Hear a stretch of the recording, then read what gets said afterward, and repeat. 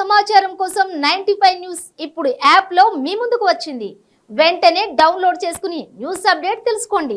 ప్రతిక్షణం ప్రజాక్షేమం కోసం. Welcome to 95 news. ప్రతిక్షణం ప్రజాక్షేమం కోసం నేను మీ మాధురి. ఈ రోజైతే మనం గాంధీ భవన్ దగ్గర ఉన్నాము. ఇక్కడైతే మనతో పాటు చాలా మంది ఉన్నారు.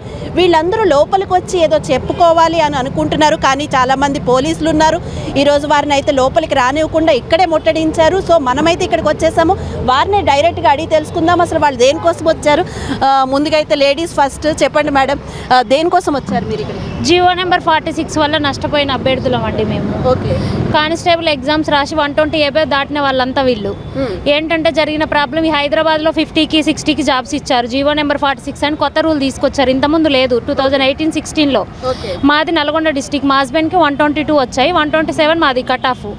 అదే జీవో నెంబర్ 46 లేకపోతే మాకు 105, 110 లోపే కట్ ఆఫ్ తగ్గిపోయేది. అప్పుడు జాబ్స్ వచ్చాయి. ఇప్పుడు ఈ కొత్తగా ఈ జీవోలు తీసుకొచ్చి గ్రామీణ ప్రాంత విద్యార్థులను అన్యాయం చేయడానికి కాకపోతే దేనికండి ఈ జీవోలు? ఇంతకుముందు లేని అన్ని ఇప్పుడు కొత్తగా దేనికి వచ్చినాయి? అసలు వీళ్ళు పెట్టమని అడిగిర్రా? హైదరాబాద్ వాళ్ళు అడగలే కదా.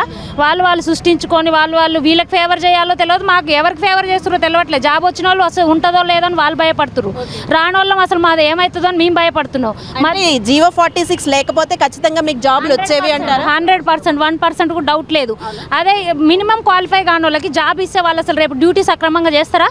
52 వచ్చినోడు క్వాలిఫై అయినట్ట, 120 వచ్చిన వాళ్ళకి 52 వచ్చిన వాళ్ళకి ఎంత తేడా? 70 మార్క్స్ తేడా ఉంటుంది. వీళ్ళు ఫిజికల్గా ఫిట్ ఉండి ఎగ్జామ్లో పర్ఫెక్ట్గా చదివి ఫ్యామిలీలో ఇంటి దగ్గర వదిలి, పిల్లలు అయిన తర్వాత పిల్లలను వదిలి, భార్యలను వదిలి, ఫ్యామిలీ మెయింటైన్ చేసుకుంటూ చదివి కష్టపడితే, అదేదో జీవో నెంబర్ 46 ఉందని మాకు ఎగ్జామ్ కంటే ముందు చెప్తే మేము వేరే పని చూసుకుంటాం కదా. మా హస్బెండ్స్ వేరే పని చూసుకుంటారు కదా. అంతా అయిపోయి సర్టిఫికేట్ వెరిఫికేషన్ అయిపోయిన తర్వాత ఏ పబ్లిక్ డొమైన్లో లేదు, ఎక్కడా లేదు. దొంగ జీవోలు తీసుకొచ్చి మన చైర్మన్ కూడా ఎక్కడా కూడా ప్రస్తావించలేదు. యాంకర్తో మాట్లాడినప్పుడు యాంకర్ కూడా ఒక క్వశ్చన్ అడిగింది, కొత్తగా ఏమేమి చేంజెస్ అయినాయి అంటే ఏం కాలేదని చెప్పారు. ఏం చేయలే. 800 మీటర్స్ని 1600 లాగా చేంజ్ చేసినాం అనేది చెప్పారు, కానీ చెప్పలే. మరి ఇది దొంగ జీవో కాకపోతే ఎందుకు చెప్పలేదు ఆ రోజు మాకు? ఆ రోజు కానీ రాయకముందు చెప్తే మేము ఈ గవర్నమెంట్ ఎగ్జామ్ సైడ్ రాకపోదు, వేరే పని చూసుకునే వాళ్ళం. ఇప్పుడు మేము చదివి రాసిన దాంట్లో ఫలితం ఏముంది? లాస్ట్కి రానట్టే కదా మాకు. Okay, right madam. ఇక్కడైతే చాలా మంది ఉన్నారు, ఒకసారి వారితో కూడా మాట్లాడేద్దాం. సార్ చెప్పండి. నా పేరు శంకర్ అండి, నల్గొండ డిస్టిక్ నుంచి వచ్చాను నేను. ఇక్కడ జరిగింది ఏంటంటే సమస్య, గత ప్రభుత్వం 2022లో ఇచ్చింది నోటిఫికేషన్, బాగానే ఉంది. మేము 16,000 చిల్లర పైచిలకు పోస్టులు ఇచ్చిరని మేము సంతకాలు గుద్దుకొని చదువుకున్నాం. ఆడ ఏం జరిగిందంటే నోటిఫికేషన్లో 46 జీవో అనేది జస్ట్ ఒక పేరు మాత్రం పెట్టిండు. 46 జీవో అంటే ఏమేమి ఉంటుంది అనేది పెట్టలే. దాంతోపాటు టీఎస్పీఎస్సీ బోర్డు నిర్వహించే దాంట్లో కూడా 46 అని పెట్టిండు. అల్ల కూడా నష్టపోయినాం. అది ఏంటంటే 46 జీవో ఏంటంటే దాని మీనింగ్ ఏంటంటే 57% వరకు హైదరాబాద్ ఉన్న వాళ్ళకే ఉద్యోగాలు కలుస్తున్నాయి. 16,000లో 53% ఎన్ని పోతాయి వీళ్ళకి? అసలు మామూలుగా అయితే కాంగ్రెస్ గవర్నమెంట్ వచ్చే ముందు టీఎస్పీఎస్సీ వల్ల అన్యాయం జరిగింది, ఆ స్టూడెంట్స్కి అన్యాయం జరిగింది అంటూ వచ్చారు ఆ ప్రచారాలతోనే. మీ మీడియా వాళ్ళు ఒక టీఎస్పీఎస్సీ బోర్డు గురించే మాట్లాడుతున్నారు. మా పోలీస్ బోర్డు గురించి మీరు ఎందుకు కవర్ చేయలేకపోతున్నారు? మేము ఈరోజు ప్రజా దర్బార్కి వచ్చినాం. మరి ఇప్పటి వరకు మీరు ఎందుకు రాలేదు? మేము ర్యాలీ తీసినాం కూడా, మేము సొంతంగా వీడియోలు తీసుకున్నాం. మీ 46 జీవో తెలిసేలే అంటారు. మేము ప్రతి ఒక్క మంత్రిని కలిసినాం, సీఎం రేవంత్ రెడ్డి తప్ప మిగతా వాళ్ళని అందరినీ కలిసినాం. మాతో ఎందుకు చర్చలు జరపట్లేదు ఈ ప్రభుత్వం? ఈరోజు గవర్నర్ ప్రసంగంలో టీఎస్పీఎస్సీ బోర్డు గురించి ప్రకటించారు, కానీ మా బోర్డు గురించి ఎందుకు ప్రకటిస్తలేరు, ఎందుకు స్పష్టత ఇస్తలేరు అని మేము అడుగుతున్నాం. అందుకొరకు ఈరోజు అసెంబ్లీలో ఏదో ఒక స్పష్టత ఇవ్వాలని మాకు అపాయింట్మెంట్ ఎక్కడ దొరకలేదు కాబట్టి గాంధీ భవన్కు మంత్రి ఎమ్మెల్యే వస్తే మేము వాళ్ళతోటి మా సమస్య చెప్పి ఈరోజు అక్కడ ఏమన్నా చర్చలు జరిపిస్తారేమో అని మేము ఇక్కడికి వచ్చినాం, గాంధీ భవన్. మరి మీరు అంటే ప్రజా దర్బార్ దగ్గరికి వెళ్ళారా? ప్రగతి భవన్ ప్రజల సమస్యలు తీరుస్తామని వెళ్ళాము, రిప్రజెంటేషన్ ఇచ్చాము. ఇచ్చిన తర్వాత వాళ్ళకి అక్కడ ఎవరు లేరు అధికారులు తప్ప. ఈ రోజు అసెంబ్లీ ఫ్రైడే ట్యూస్డే ఉంటామని పెట్టారు కదా, మంగళవారం రోజు ఇచ్చినాము, ఈ రోజు కూడా ఇచ్చినాము. అక్కడ ఎలాంటి స్పందన లేదు మాకు, అందుకు ఇక్కడికి వచ్చినాము. అపాయింట్మెంట్ ఇప్పుడు దొరకట్లేదు అసెంబ్లీ సమావేశం. ఇప్పుడు మీరు ఇచ్చిన తర్వాత అయితే వెయిట్ చేయాలి కదా, అది ప్రభుత్వం చూడాలి. 2022 నుంచి నోటిఫికేషన్ వచ్చిన నాటి నుంచి ఈ రోజు వరకు 57 కేసులు పడ్డాయి. కానీ గత ప్రభుత్వము 57 కేసులను కూడా పక్కకు పెట్టేసి ముందుకు పోయి రిజల్ట్ అనౌన్స్ చేసి ఎలక్షన్లోకి పోయిండు. ఎందుకు పోయిండంటే 46 జీవో ద్వారా హైదరాబాద్లో ఉన్న ఓటర్లను ఆకర్షించడానికి చేసిండు ఈయన. కానీ మేము ఈ రోజు ఆయన బుద్ధి చెప్పినాం. ఈ ప్రభుత్వాన్ని ఎందుకు తెచ్చుకున్నాం అంటే ఈ 46 జీవోని హామీ ఇచ్చిండు మాకు సీఎం రేవంత్ రెడ్డి సారు. ఆ రోజు మా ప్రభుత్వాన్ని మీరు గద్దెనెక్కిస్తే మీకు ఏ రోజైనా న్యాయం చేస్తాం, వచ్చిన వెంటనే ప్రక్షాళన మొదలు పెడతామన్నాడు. ఒక టీఎస్పీఎస్సీ బోర్డుని ఎందుకు ప్రక్షాళన చేసినావు, మా బోర్డుని ఎందుకు చైర్మన్ ఎందుకు పిలుస్తావు నువ్వు అని మా డిమాండ్ కొరకు ఈరోజు వచ్చినాం. మాకు సాయంత్రం లోపల అసెంబ్లీలో మాకు ఏదో స్పష్టత ఇచ్చేంత వరకు మేము ఇక్కడే వెయిట్ చేస్తాం. మీకేదంటే చర్చల కొరకు మమ్మల్ని పిలిపించండి. మీకైతే హామీ ఇచ్చారంటారు, అప్పుడు ఇచ్చారు, ఇప్పుడు మా ఈ రోజు వరకు ఎందుకు స్పష్టత వస్తలేదు? మేడం, నా పేరు మైపాల్ యాదవ్, ఉస్మాన్ యూనివర్సిటీ. నాకు పిఎంఆర్ టీవీ ఛానల్ ఉంది, తెలంగాణ నిరుద్యోగ రక్షణ చేసి ఫౌండరు, చైర్మన్. అయితే వీళ్ళకి ఇంకొకటి మీకు క్లియర్గా చెప్తా, చాలా మందికి జీవో 46 అంటే కూడా క్లారిటీ తెలియదు. అంటే ఇంతకుముందు సమైక్య ఆంధ్ర ఉన్నప్పుడు రాయలసీమ వాళ్ళు కానీ ఆంధ్ర వాళ్ళు కానీ మిగతా వాళ్ళందరికీ కూడా ఈ హైదరాబాద్లో ఉండే క్యాపిటల్ కదా, క్యాపిటల్ అంటే హైదరాబాద్ అన్నిటికీ క్యాపిటలే. కాబట్టి మాకు కూడా అవకాశం ఇవ్వాలా స్టేట్ లెవెల్ జాబ్లో. కానీ రాయలసీమ ఆంధ్ర వాళ్ళు అంటే కూడా మనం అప్పుడు ఇదే కేసీఆర్ అమర నిరాహార దీక్ష కూర్చున్నాడు.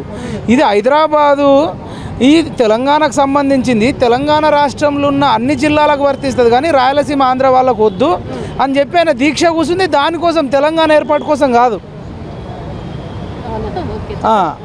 అయితే ఇప్పుడు తెలంగాణ వచ్చిన తర్వాత ఇప్పుడు హైలైట్ అయిందంటే తెలంగాణలో ఉన్న మిగతా ఏ జిల్లాలు కూడా ఇది ఫ్రీ జోన్ కాదట. ఇప్పుడు తెలంగాణ వాళ్ళు కూడా స్థానికేతరులు. అప్పుడేమో రాయలసీమ ఆంధ్ర వాళ్ళకి వద్దన్నాడు, ఇప్పుడు తెలంగాణలో ఉన్న వాళ్ళే స్థానికేతరులు అన్నట్టు. వాళ్ళు లోకల్ కాదు, నాన్ లోకల్. అంటే ఆదిలాబాద్ వాళ్ళు నాన్ లోకలు, కరీంనగర్ వాళ్ళు నాన్ లోకలు, ఖమ్మం వాళ్ళు నాన్ లోకలు, నల్గొండ వాళ్ళు, నిజామాబాద్ వాళ్ళు, మహబూబ్నగర్ వాళ్ళు, మొత్తం ఇక దాదాపు 9 జిల్లాల వాళ్ళు అటు సైడ్ కొన ఎంత దూరం ఉంటే హైదరాబాద్కు దూరం ఉన్న వాళ్ళంతా నాన్ లోకలు. అంటే దాని అర్థమైందంటే ఈ స్టేట్ లెవెల్ జాబులకు కూడా వీళ్ళకి అర్హత లేదు. అంటే వీళ్ళు ఈ రాష్ట్రం వాళ్ళు కారు. రాష్ట్రం వాళ్ళకి అర్హత ఉంది అని పెట్టారా? ఈ హైదరాబాద్ ఇంతకుముందు ఏంటంటే ఏ రాష్ట్రంలో అయినా మేడం మీరు గో టు ఎనీ రాష్ట్రం, ఆ రాష్ట్రంలో ఉండే అందరు స్టూడెంట్లకు ఆడ పుట్టిన ప్రతి ఒక్కడికి క్యాపిటల్కి సంబంధించిన జాబులు, స్టేట్ లెవెల్ జాబులు అందరికీ ఉంటుంది రాష్ట్రంలో కానీ ప్రపంచంలో ఎక్కడ పోయినా.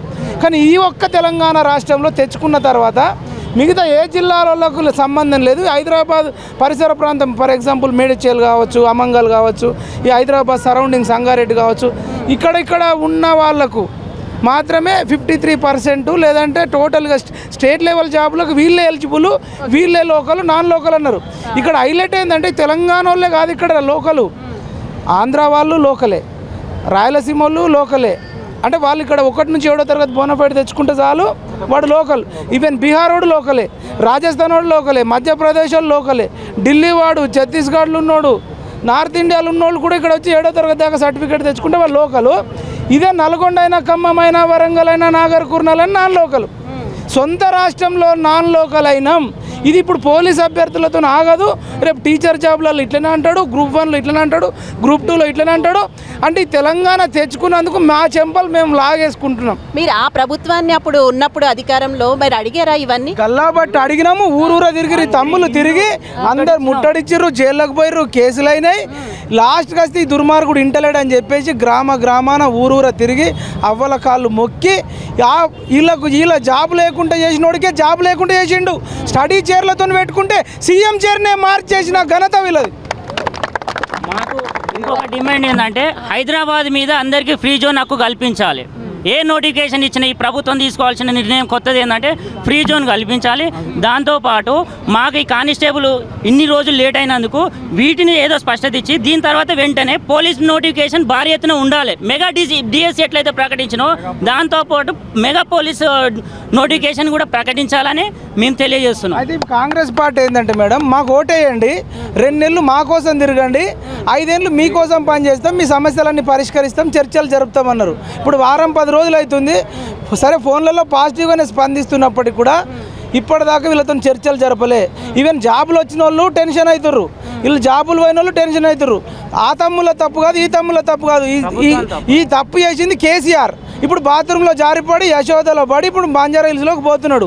ఆయన సుఖంగా ఉంటున్నాడు. ఆయనను పరామర్శించడానికి చిరంజీవి, ప్రకాష్ రాజ్, నాగార్జున, కోమటిరెడ్డి వెంకటరెడ్డి, రేవంత్ రెడ్డి పోయారు. కానీ కేసు ఇప్పుడు రేవంత్ రెడ్డికి జాబ్ ఇచ్చిన వాళ్ళు వీళ్ళు, రేవంత్ రెడ్డి ఇప్పటిదాకా వీళ్ళకి 5 నిమిషాలు టైం వేయలే. నీకు కేసీఆర్ సపోర్ట్ చేసిండా, నిరుద్యోగులు జీవో 46 వాళ్ళు సపోర్ట్ చేసిర్రా అని బోయో నుంచి నేను రేవంత్ రెడ్డిని అడుగుతున్నా. 5 నిమిషాలు ఎందుకు టైం ఇస్తలేవు?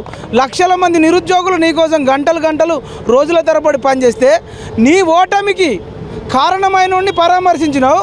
నీ బిడ్డ ఎంగేజ్మెంట్ రోజు నిన్ను జైలుకు తీసుకుపోయి నీ పరామర్శించినావు.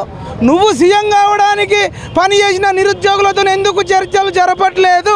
చర్చలు జరపాలని మీ 95 న్యూస్ ద్వారా మేము రేవంత్ రెడ్డి గారికి డిమాండ్ చేస్తున్నాం. ఓకే, మీరేమంటాయి? మీరు రండి మేడం. ఇప్పుడు మీ డిమాండ్స్ ఏంటి నిజంగా మీరు? మేడం మాకేం లేదు మేడం, మాకు 40 జీవో రద్దు చేస్తే మా అందరి గ్రామీణ యువకులకు అందరికి న్యాయం జరుగుతుంది మేడం. మేము చాలా కష్టం, మాకు ఇప్పటి వరకు ఈ పబ్లిక్ డొమైన్లో లేదు. దీని గురించి స్పష్టత ఇచ్చి మమ్మల్ని న్యాయం చేయమని కోరుకుంటున్నాం. ఇప్పటి వరకు మిమ్మల్ని ఎవరైనా కలిసారా అధిష్టానం నుంచి కానీ ఎవరైనా కాంగ్రెస్ లో? మేడం ఒక్క నిమిషం మేడం, ఈ జీవో అనేది ఇప్పటికీ పబ్లిక్ డొమైన్ లేదు. దీన్ని ఈ ప్రింట్ మేడం, ఈ జీవో ఇది మేడం, ఇప్పటికీ దీని గురించి క్లారిటీ లేదు మాకు, ఎటువంటి స్పష్టత లేదు. మేము ఎలా దీని పబ్లిక్ అవేర్నెస్ లేదు, మేము ఏం చేస్తాం మేడం? మాకేం తెలుసు?